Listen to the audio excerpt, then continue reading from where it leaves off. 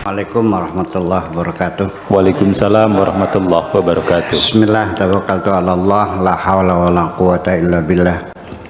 Asyhadu an la ilaha illallah wa asyhadu anna Muhammadar Rasulullah.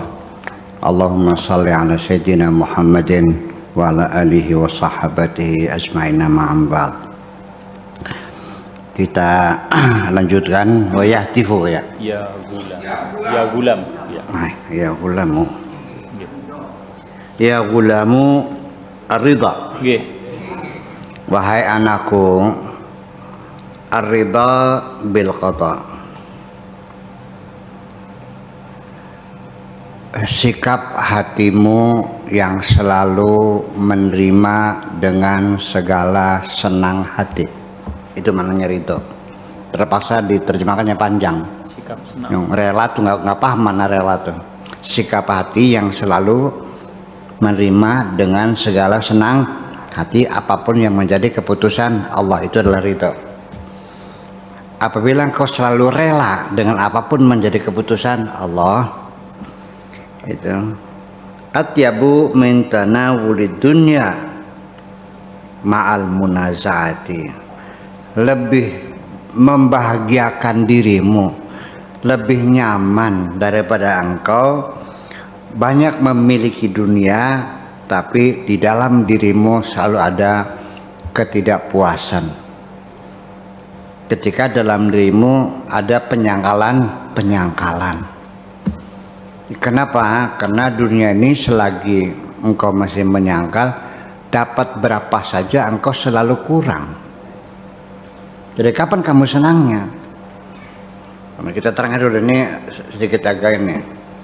Dulu ketika engkau belum punya sepeda, pengen punya sepeda enggak?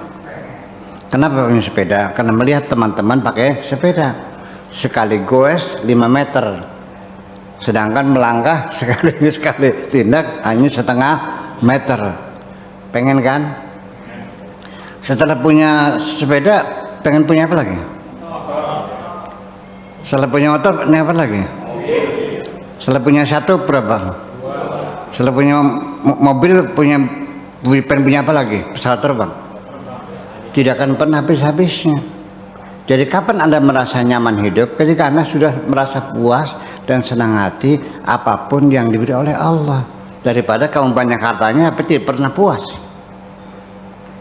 Jadi kepuasan dunia adalah dengan sikapmu yang selalu menerima apapun yang menjadi keputusan Allah.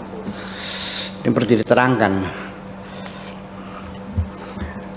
Orang kaya yang selalu merasa kurang, orang miskin yang siap menerima apapun keputusan Tuhan. Mana yang bahagia? Saya datang orang perempuan menangis, berkeluh kesah, alasannya kapal lautnya tinggal 2, truknya tinggal 4. Dia nangis. Padahal di belakang rumah saya sana sih banyak orang miskin yang buat makan besok aja nggak tahu, masih bisa tertawa terbahak-bahak. Jadi mana yang bahagia? Udah paham? Itu. Jadi yang penting adalah membangun sikap hati siap menerima apapun keputusan Tuhan, apapun pemberian Tuhan dengan segala senang hati. Ya udah. Sementara kita baru punya sepeda, sudah dinaik sepeda dinikmati. Iya, nanti dikasih motor ya silakan nikmatinya. Ya, terus nggak bisa beli mobil ya udah. memang lebih baik naik motor daripada naik mobil. Mobil kan resikonya lebih besar lagi nantinya. Jadi saya kira itu yang paling penting. Kemudian halawatuhu ahla fi qulubis siddiqin. Ya, rasa manisnya kehidupan lebih manis yang ada di dalam hatinya orang-orang yang siddiqin, orang-orang yang sudah benar-benar mapan di dalam keyakinan dan akidahnya. Siddiqin selalu membenarkan apapun yang menjadi keputusan Tuhan. Min tanawulis syahawat wal ladzat wa ahla indahum minad dunya jami'iha. Itu lebih nyaman daripada engkau bisa mencapai pemuasan syahwat, birahi, seksual, kesenangan, makan enak, ya. Tetapi Anda selalu tidak pernah puas dengan apa yang dapatkan itu. Ya, sudah sekali bisa main cewek sehari, seminggu sekali, pengennya tiap hari. Setelah sehari satu pengennya sekali pakai 10 ceweknya pengennya. Jejer. Nggak bisa habisnya gitu, iya. Dan terus setelah punya sawah 1000 hektar beli lagi 20 hektar habisnya. Dan semuanya akhirnya hidupmu tidak menikmati kekayaanmu, tidak akan ada waktu. Orang ini selalu membeli, selalu ingin memiliki sesuatu sama sebanyak-banyaknya, mobil, motor, sepeda, pesawat, rumah, sawah, kebun. Apa yang terjadi? Nggak ada waktu untuk menikmatinya kok. Malah justru waktumu habis untuk ngurusin itu. Jadi kamu jadi babunya dunia kalau begitu. Tidak menikmatinya. Ya, sepeda mobil tabrakan marah. Ya kan? Motornya hilang marah. Rumahnya kotor marah. Akhirnya apa? Stres. Jadi jangan dikira bahwa orang yang hartanya banyak itu lebih bahagia. Letak bahagia adalah bukan pada materi tapi pada kondisi hati kita ini. Betul nggak? Mana perempuan yang paling cantik adalah yang engkau cintai. Percaya nggak? Iya. Kalau nggak dicintai cantik nggak? Ya enggak lah gitu. Nah, itu. Jadi artinya bahwa sikap menerima ini perlu kita bangun bersama-sama. Sikap menerima ada yang segini ya sudah, nasibnya Pak Tato jadi dosen alhamdulillah, jadi pegawai negeri, dapat pensiunan, Direktor. gajinya segitu ya wajar alhamdulillah, terhormat, profesi yang paling terhormat jadi dosen, mencerdaskan anak bangsa, yang tersanjung alhamdulillah. Adapun mobilnya masih ya kelasnya kelas seniat lah. Ya udahlah, sabarlah, nggak usah ngayal punya BMW seri 7 lagi lah. Udah ngajar gitu. Malah justru nanti dicurigai orang. Berapa sih? Masa dosen mobilnya Rolls Royce? Gitu. Jadi yang penting mah kita nikmati saja apapun yang ada. Ya, itu saja. Kita belajar semacam itu. Wa ma fiha li'annahu yatibul aish, karena orang yang hatinya sudah damai, sudah menerima, itu hidupnya sudah nyaman. Nantinya makan apa saja enak, tidur di mana saja lelap, melihat wajah-wajahnya lucu-lucu semuanya menyenangkan. Ya, kalau kita hati sedang marah, melihat muka orang nyebelin semua kok, menjengkelkan semuanya. Itu. Fil jumlati, pada garis besarnya, Fisa idul ahwal, dalam kondisi manapun, ala ikhtilafil ajnasiha, dengan berbagai macam jenisnya, takallam ada nasi bilisanil ilmi wal amali wal ikhlasi. Silakan engkau berbicara dengan siapapun, dalam kondisi apapun dan dimanapun. Satu, berdasarkan keilmuan. Ada standar saintifiknya, rasional, wal amal, dan diimplementasikan, applicable, ya kan, yang bisa diterapkan, yang bisa dilakukan, wal ikhlas, dan ada ketulusan, wala tatakallam 'alaiha bilisanil ilmi bila amal. Kalau ngomong sama orang jangan pakai lisan saja, sebatas ilmu saja tapi tanpa amal. Nyuruh orang supaya sholat, kamunya tidak Sholat. Seorang ayah menyuruh anaknya sholat. Di sini, di kampung saya, si bapak nggak pernah sholat, nyuruh anaknya sholat. Saya katakan dengan bahasa lokal dulu ya, nang, pada sembayang mana los? Cukup raup bapak nira apa sih beli sembayang? Begitu. wahai anak-anakku, pergilah sholat sana. Sudah cukup bapakmu saja yang tidak sholat. Begitu benar. Nah, ini kan terjadi sehari-hari. Itu yang diucapkan. Yang dia diucapkan sehari, di mana-mana kita lihat banyak orang, ya, dia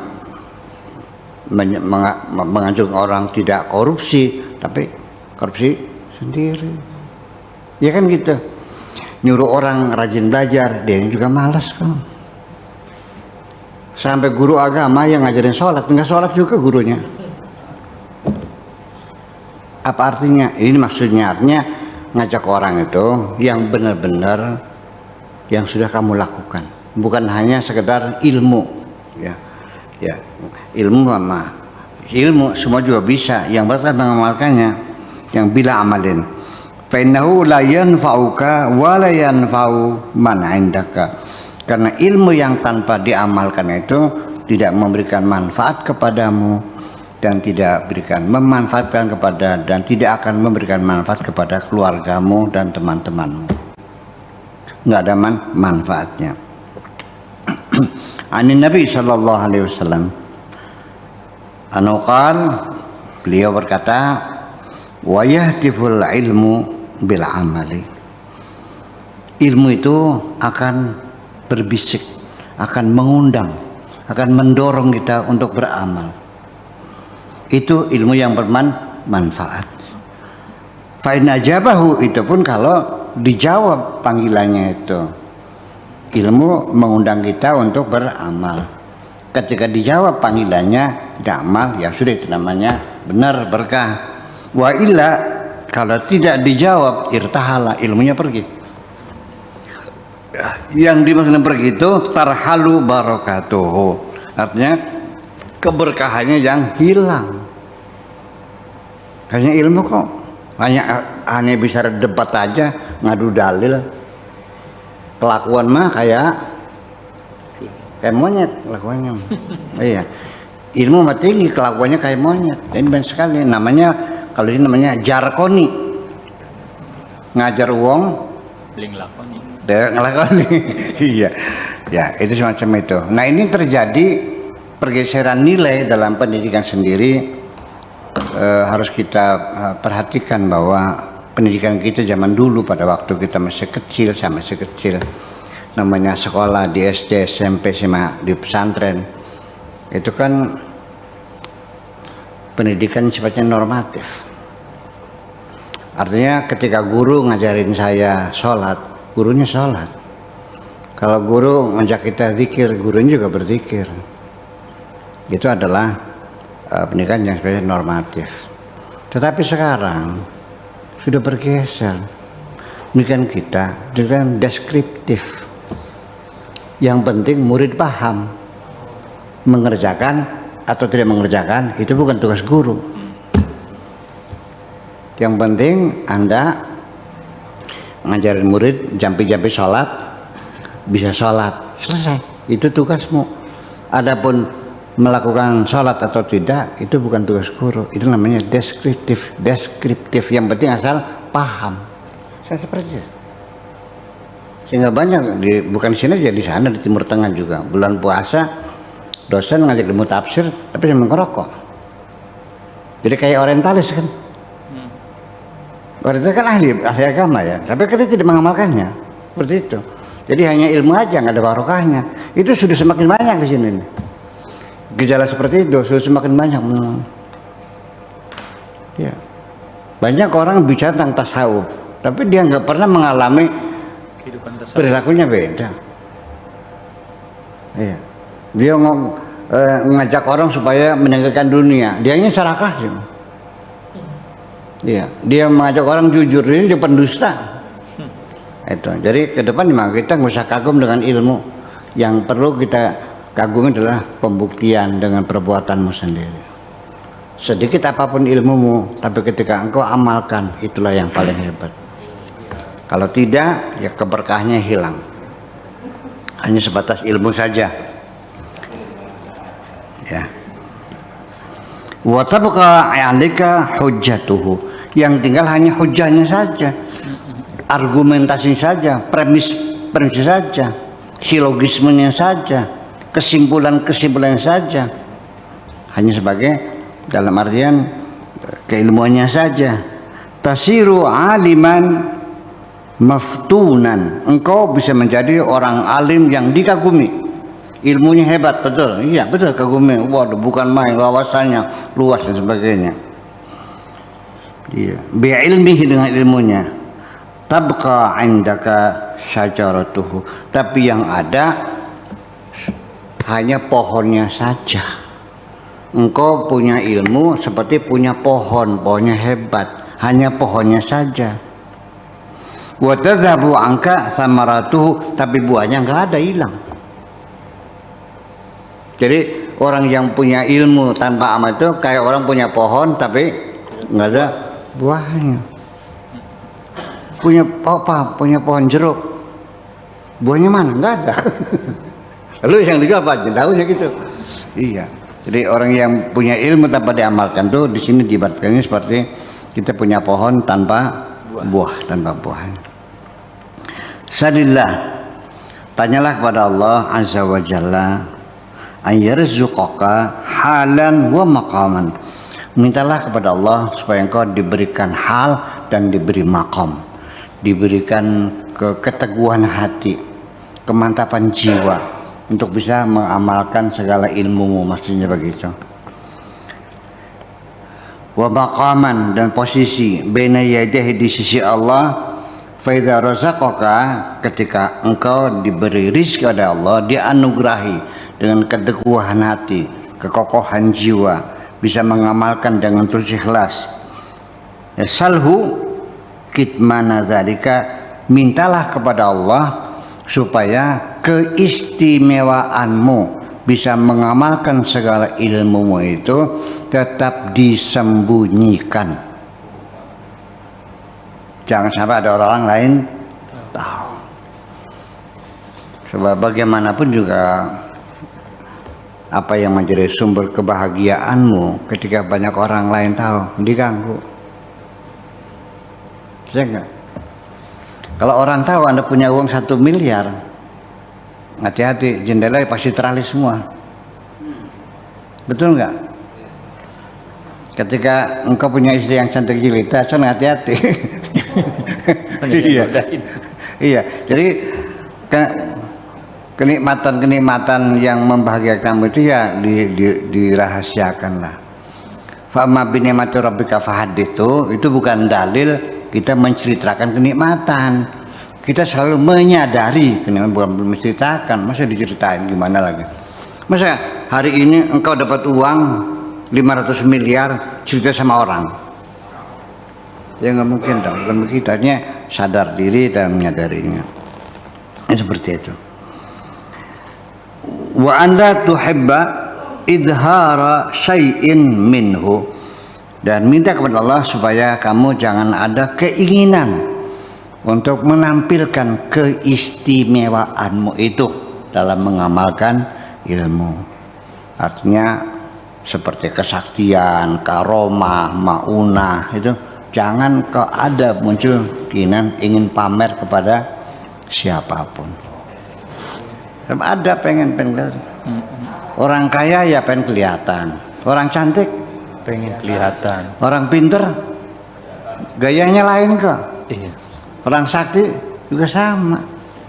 Itulah, jadi diperangi ya, jangan sampai muncul ada keinginan diperlihatkan kepada siapapun. Idza ahbabta idhara ma bainaka wa baina al-haq azza wa jalla,